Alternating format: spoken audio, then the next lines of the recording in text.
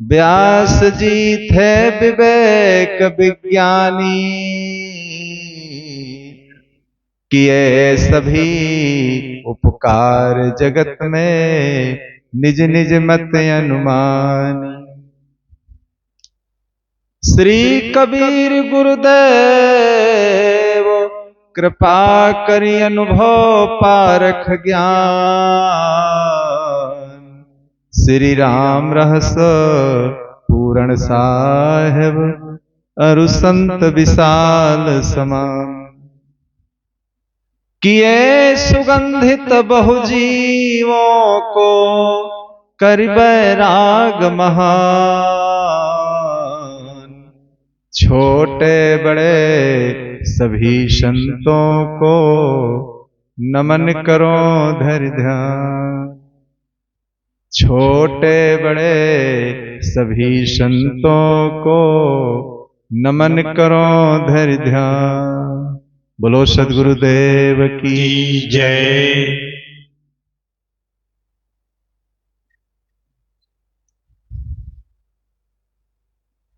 बिन विवेक कोई ना सुखी, बिना किए संतोष। सबको देखो हाल या, पढ़े अपढ़ मन कोश।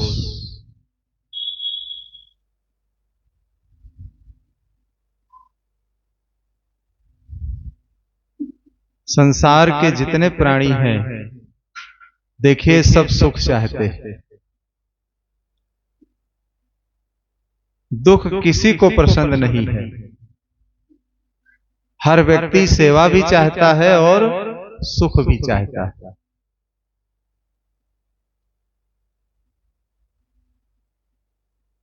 लेकिन जब तक हमारे अंदर विवेक नहीं होगा, तो हमारा जीवन सुखी नहीं हो सकता। विवेक कहते हैं कि जहां सत्य असत्य का निर्णय किया जाए। चावल और कंकड़ मिला करके आप रख दीजिए, लेकिन जब चींटी आती है तो चावल के टुकड़े को उठा लेती है और कंकड़ को छोड़ देती है। तो इसी प्रकार जब हमारे अंदर विवेक आ जाता है, तो हमारा जीवन अपने आप सुखी हो जाता है। संसार की जितनी चीजें हैं, देखे उनको हम मान मान करके या अपने पास में रख करके हम अपने जीवन को सुखी करना चाहते हैं। परिवार है, धन है, संपत्ति है, ये सारी चीजें देखिए परिवर्तनशील हैं। क्षण क्षण में देखिए हानि लाभ जन्म मरण का चक्र चल रहा है।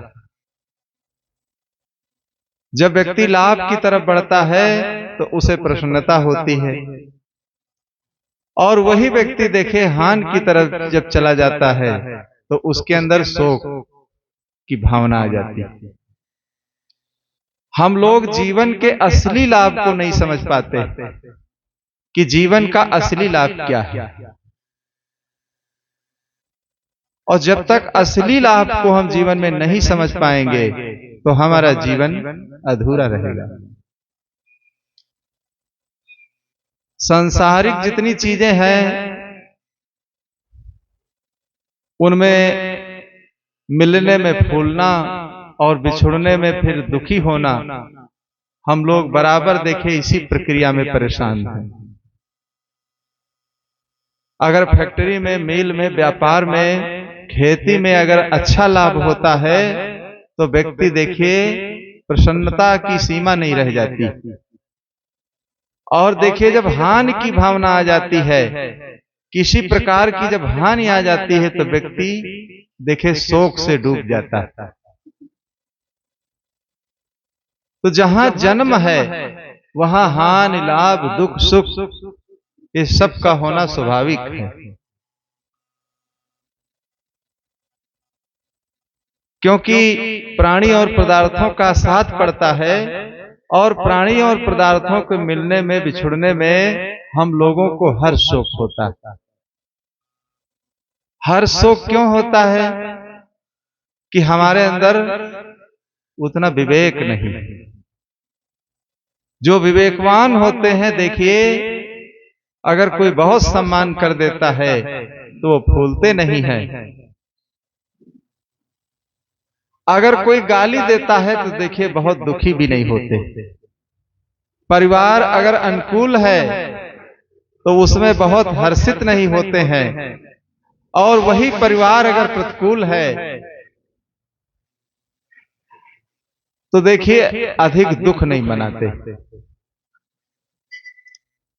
तो अपने जीवन को जो सम रूप में लोग जो जीते हैं, देखिए उन्हीं के जीवन में असली सुख प्राप्त होता है। तो सत्संग करके हमें विवेक को अपने जीवन में लाना चाहिए। विवेक कैसे उत्पन्न होगा? सत्संग से, अच्छे संतों का संग करने से। लेकिन सत्संग में जब हमारा प्रेम होगा, सत्संग में प्रेम होगा, भाव होगा, तभी व्यक्ति वहां जाएगा। अगर भाव नहीं होगा तो देखिए एक कदम व्यक्ति को बढ़ना कठिन हो जाता है। अगर भाव होता है तो दिल्ली दूर नहीं होती। यहां मध्य प्रदेश से एक साध्वी जी आई है, देखिए अकेली, 90 और 92 वर्ष की उनकी उम्र है, और कल अकेली बाराबंकी उतरी रेलवे स्टेशन पर और यहां आई। इतनी उम्र के आलम में अगर कोई व्यक्ति, हम लोग अगर होते तो इतना साहस नहीं उत्पन्न हो पाता। इतनी उम्र में देखिए कहां से चल करके आश्रम में आई, और बहुत दिनों से यहां आती जाती रही। देखिए ये भाव होता है, ये प्रेम होता है। और जहां भाव नहीं होता है तो ऐसे व्यक्ति बैठा रहेगा, लेकिन अगर कोई ज्ञान की चर्चा करोगे तो उठ करके चल देगा, वो चला जाएगा, सो जाएगा। कहीं भाग्यवश अवसर बस अगर अच्छी जगह व्यक्ति पहुंच भी जाएगा तो वहां की बातों को सुन नहीं पाएगा, समझ नहीं पाएगा। क्यों समझ नहीं पाएगा? कि इतना वो भाग्यशाली नहीं। किसी के द्वारा अगर वहां पहुंचा भी दिया गया है, प्रेरित करके या प्रेरणा अंदर ला करके, फिर भी उसके अंदर देखिए भक्ति का, सेवा का अंदर जन्म नहीं हो पाएगा। यही बाराबंकी जिले की ही बात है। एक गांव है, वहां हम गए जहां सदगुरु विशाल साहब 6-6 महीना 4 बार रहे, और वहां कुटी बनी हुई थी। तो 4 दिन वहां रहे। प्रातः काल जब टहलने के लिए गए तो एक बुजुर्ग मिले गांव के। तो मैंने पूछा कि यहाँ बहुत संत आते थे पहले, यहाँ कुटी बनी हुई थी, तो क्या आप साहब को आपने देखा था? साहब कैसे थे, क्या कहते थे, क्या सुनाते थे, कितना उनका कद था? जब 4-4, 6-6 महीना इस गांव में 4 बार आए और रहे, तो जरूर आपने देखा होगा, दर्शन किया होगा। तब देखिए वो बुजुर्ग क्या कहने लगे। वो बुजुर्ग व्यक्ति कहने लगे, हम दूर से देखते थे, सफेद सफेद कपड़े पहन करके बहुत साधु उनके साथ आते थे, और 6-6 महीना यहाँ पड़ाव पड़ता था, और सब जंगलों में बैठते थे, एक एक पेड़ के नीचे दूर दूर सभी साधु। लेकिन हम गए कभी नहीं न हम गए, कभी न मिले। हमें यह भी नहीं पता है कि सदगुरु विशाल साहब सांवले थे कि लंबे थे कि कैसा कद था। उनको खाट पर लेकर लोग चलते थे। जो गरीब भक्त होते थे चारपाई पर उनको बैठा करके दूसरे गांव लेकर के चले जाते जब चल नहीं पाते साहब। अब देखिए 6-6 महीना 4 बार रहे, लेकिन उसी गांव का ही व्यक्ति है, वो कभी नहीं गया न मिला। उसके अंदर बिल्कुल भावना ही नहीं उत्पन्न हुई कि देखें इतने लोग आते हैं, इतनी भीड़ होती है, और ये लोग क्यों आते हैं? ऐसी कोई भावना उसके अंदर उत्पन्न नहीं हुई। देखिए, जो व्यक्ति अभागा होगा तो अवसर भी मिल जाएगा, लेकिन अवसर की भी पहचान हम नहीं कर पाएंगे जीवन में। और जो भाग्यशाली होता है, चाहे जितनी दूर हो, लेकिन वहां से भी देखिए उसकी डोरी लगी रहती है, उसका प्रेम जो होता है, उसका भाव जो होता है, वो खींच लेता है। चुंबक लोहे प्रीत है, लोहा लेत उठाए, और ऐसा शब्द कबीर का, काल से लेत छुड़ाए। चुंबक और लोहे में जैसे आकर्षण शक्ति होती है, और चुंबक को देखे लोहे के पास ले जाओगे तो अपनी तरफ वो खींच लेता है। तो इसी प्रकार जिन मनुष्यों के अंदर विवेक आ जाता है, वही व्यक्ति इस चीज की पहचान जीवन में कर पाते हैं। और जिनके अंदर विवेक नहीं आता है, वो इसकी पहचान नहीं कर पाते। और कहां कहां से देखिए, नेपाल से, छत्तीसगढ़ से, एक बार 42 लोग कहते छत्तीसगढ़ के आए थे, 7। अब इतनी इतनी दूर से आकर के देखे ज्ञान ले लिया, अपने जीवन का कल्याण कर लिया, लेकिन उसी गांव में रहा, लेकिन कभी वो साहब के पास नहीं जा पाए, ज्ञान नहीं ले पाया। कहने का मतलब यह है कि जीवन में जब तक हमारे अंदर विवेक नहीं होगा, सद्बुद्धि नहीं होगी, तो हम अपने जीवन में न अच्छे काम ही कर पाएंगे, शरीर चाहे जितना अच्छा हो और धन भी चाहे जितना हमारे पास हो। धनवानों की आज कमी नहीं है, अगर कमी है दुनिया में तो धर्मवानों की कमी है, धनवानों की कमी नहीं है।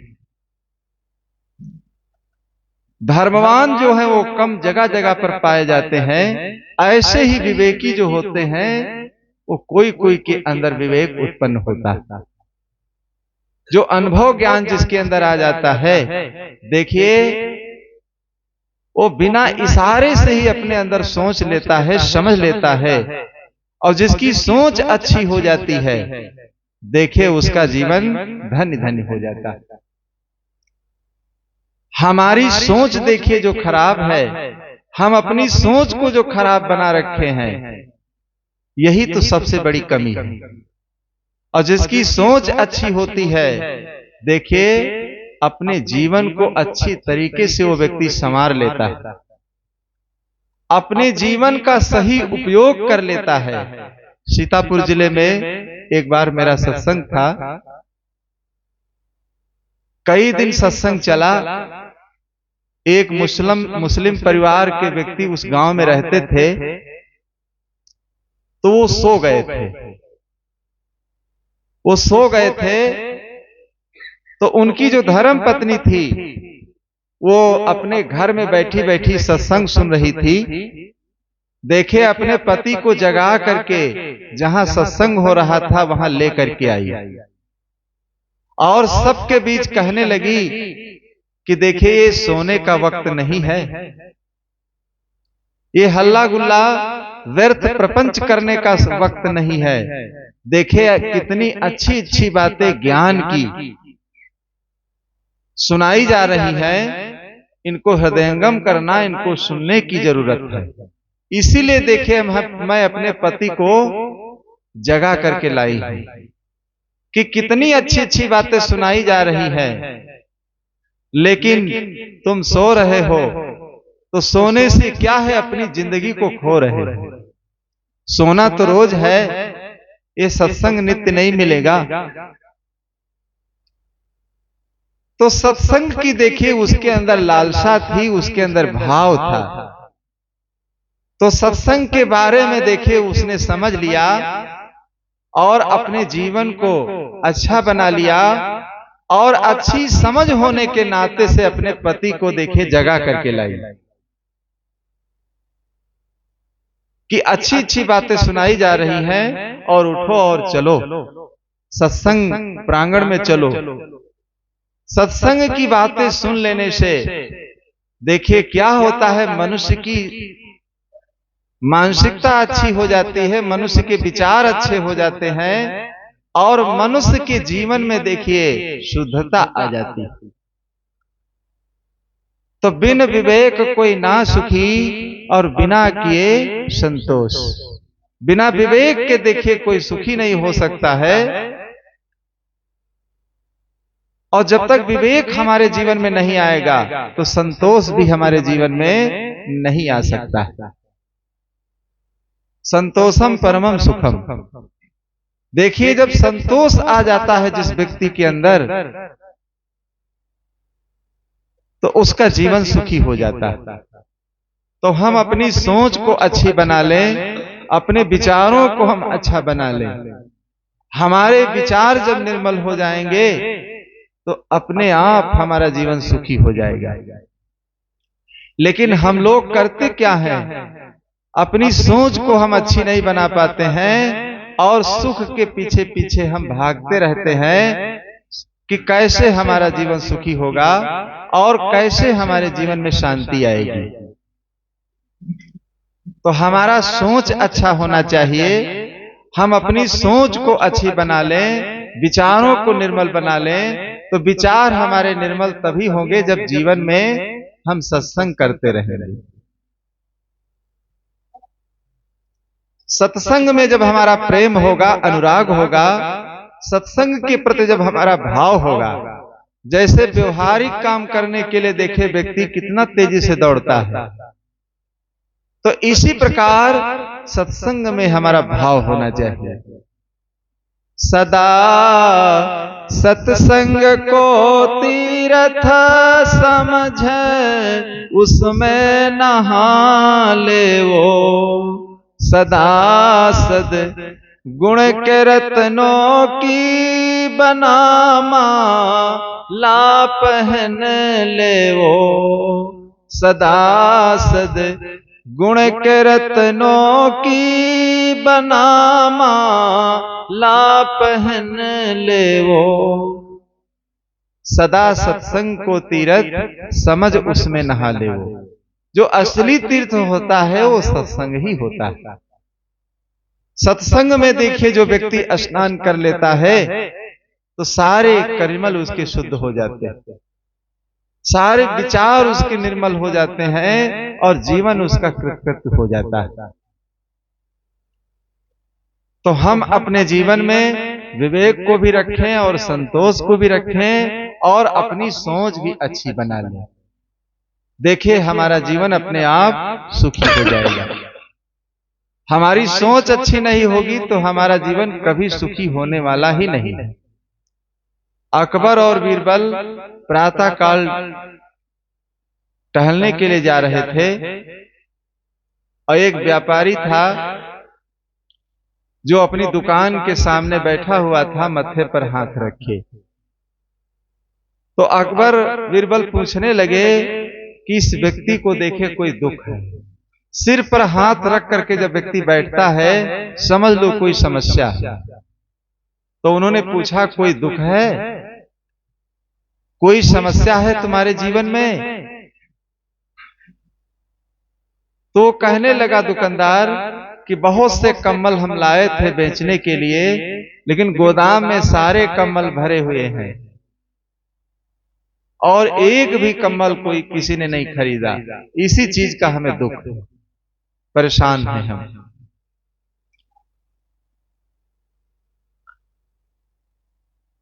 कहीं इसीलिए परेशान है, पीड़ित है। तो बादशाह ने कहा राज दरबार में कि देखिए हमारे राज दरबार में जो व्यक्ति आए तो एक कम्बल लेकर के आए। तो जो व्यक्ति राज दरबार की तरफ जाता एक एक कम्बल खरीद करके जाने लगा और एक एक कम्बल खरीद करके जब जाने लगा तो धीरे धीरे सारे कम्बल बिक गए। सारे कम्बल बिक गए। कई दिन के बाद जब फिर वो निकले तो देखे फिर सिर पर हाथ रख के बैठा है। तो पूछने लगे अब तुम्हें कौन दुख है, क्यों परेशान हो तुम? कहा आज की परेशानी हमारी ये है, सारे कम्बल तो बिक गए लेकिन एक कम्बल जो बचा है वो बिक ही नहीं रहा है, इसलिए हम परेशान हैं। तो बादशाह ने उस कम्बल को दुगना रेट में खरीद लिया कि 100 रुपए में आपने कम्बल लिया, 200 में बेचा, लेकिन इस कम्बल को हम 400 रुपए में खरीद रहे हैं। खरीद लिया। जब कई दिनों के बाद फिर उसी रास्ते से निकले तो क्या देखते हैं कि फिर सिर पर हाथ रख के बैठा हुआ है। कहा, अब तुम्हें क्या दुख है, क्यों परेशान हो? लेकिन हमारी परेशानी ये है कि सारे कम्बल देखिए 200 रुपए के बिके और एक कम्बल जो था वो 400 रुपए में बिका। अगर मेरे सारे कम्बल 400 रुपए में बिक जाते तो कितना मुझे लाभ होता। देखिए, कोई कम्बल नहीं बिक रहा था तो परेशान था, सारे कम्बल बिक गए, जब एक कम्बल बचा तब भी परेशान था, और जब कोई कम्बल रह नहीं गया, सारा गोदाम ही खाली हो गया, देखिए फिर भी परेशान था। तो ऐसी परेशानी हमारे जीवन में तभी आती है जब हमारी सोच अच्छी नहीं होती। हमारी जब सोच अच्छी हो जाती, हमारे जब विचार अच्छे हो जाते हैं, तो जीवन में हानि लाभ, जन्म मरण, दुख सुख, ये सारी चीजें आती और जाती रहती हैं। सारी चीजों का मिलन भी होता है और बिछोह भी होता है, ये कोई नई बात नहीं है। अनंतों जन्म से कहां कहां हम लोग गए, जन्म लिया और मरण हुआ, कौन कौन लोग मिले, अच्छे मिले, भले मिले, बुरे मिले, सब मिल मिल करके सब छूटते चले गए। अब जो शेष बचे हैं ये भी सब छूटने वाले हैं, ये भी सब छूटने वाले हैं, ये भी कोई साथ जाने वाले नहीं। तो बंधुओं, हम अपनी सोच को अच्छी बना लें, अपने विचारों को हम अच्छा बना लें, यही सत्संग से लाभ होता है। तो बिन विवेक कोई ना सुखी और बिना किए संतोष। सबको देखो हाल या पढ़े अपढ़ मन कोश। संसार में कहीं आप चले जाएं, पढ़े अपढ़, बड़े बड़े पढ़े और लिखे, बड़े आलिम वो फाजिल हैं, मगर विषयों के बस होकर उसी रास्ते से जा निकले जहां नादान घिसता है। तो हम अपने जीवन को सुखी बनाने के लिए, शरीर को चलाने के लिए जैसे भोजन ऑक्सीजन को ग्रहण करते हैं, इसी प्रकार जीवन को सुखी बनाने के लिए हम सत्संग करते रहें, सत्संग में प्रेम अपना बनाए रखें, तभी धीरे धीरे हमारे जीवन का कल्याण होता जाएगा। इन्हीं शब्दों के साथ मैं अपनी वाणी को विराम देता हूं। प्रेम से बोली श्री सुखदेव की जय। तृष्णा की है डाकनी की जीवन को काल, और निस दिन चाहे जीवन हो तो बेहाल। हम सबकी जीवन इसी तरह से तृष्णा की डोरी में बंधी हुई है, और जब तक हम संत गुरुजनों के सानिध्य में रह करके अपने जीवन को नहीं संवारेंगे, तब तक हमारा तृष्णा का जो डोर है हमको बांध करके दुख की जो घड़ी है उस पर हम सबको चक्कर